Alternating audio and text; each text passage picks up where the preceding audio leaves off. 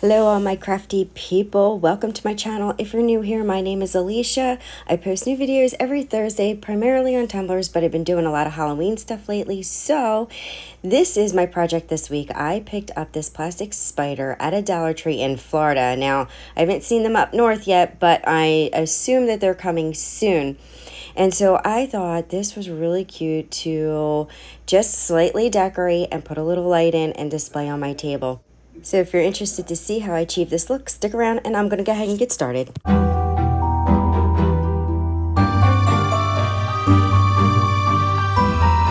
So I spotted this spider at the Dollar Tree and I thought this would be really cute to put a light in. So the first thing you're going to do obviously is cut off that tag. And so I decided the way I was going to put this light inside was I was going to take a piece of this black cardstock and I'm going to trace around the bottom of the spider, and then I was gonna just take a pair of scissors and cut this out. So I would use cardstock. I wouldn't go with anything flimsier than that because you want it to be able to sort of fold down and then you can be able to slip your light and fold back in.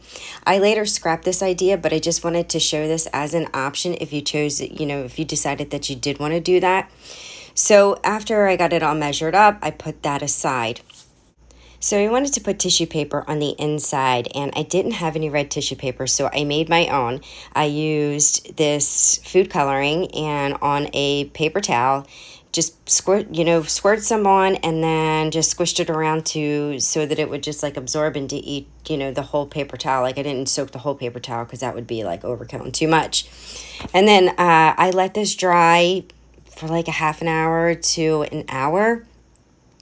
It's up to you how dry you want it.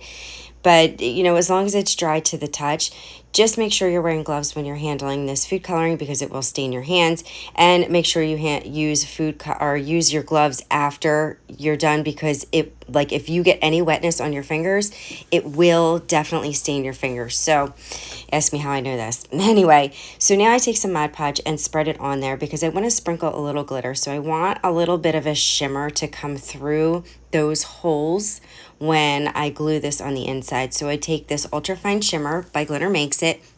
And if you watch my videos and follow, you know that I use this a lot. It's an ultra fine. It's really super pretty. And I just brush it on lightly so it gets kind of like a little coat of Mod Podge on top too, so it sticks. All right, so this is nice and dry. I take some Mod Podge on my foam brush and I glue the inside of the spider. And this is how I'm going to attach the tissue paper. Jeez, I'm losing my train of thought. It's early in the morning. Couldn't sleep. So I decided, you know what, let me work on my video. All right, so I discovered that this paper towel was actually 2 plies. And so I pulled it apart and this is behaving exactly like tissue paper. So be really cautious when you do this. It is very thin. You don't want to be rough with it or you will poke a hole in it. So you see, it was wet and guess what happened? So I had to put my glove on. You can easily remove that if you do it right away with alcohol ink, 91% alcohol ink. So I go ahead and I just press it down and make sure it's nice and glued inside. I don't want any lifting spots. And then, I put some extra and just keep doing that until it looks like it's all adhered. If your paper towel is not quite big enough, you can just tear off a little piece and plug it in there. No big deal. You're not going to see that. So I don't even let that dry. I go right into trimming it with my scissors. Obviously, you want to get all that excess off so that it's not hanging out when you flip it back upside down and put your light under there. You don't want all that extra red tissue paper. And so obviously, guys, you can use whatever color you want. I chose to go with red. I think white would probably look really cool too. And as soon as there are more in the Dollar Tree near me, I am going to try different colors. But initially, I wanted to start with the red, and I wasn't sorry that I did.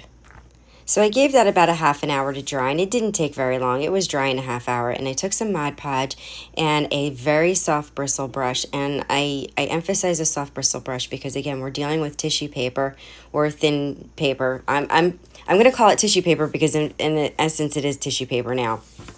And you want to spread it all around and give the inside a good coating, and then this way it's protected. The tissue paper is protected on both sides, and I just think that, if any moisture got in there or whatever, it's not going to ruin the inside or all the work that you've put into it.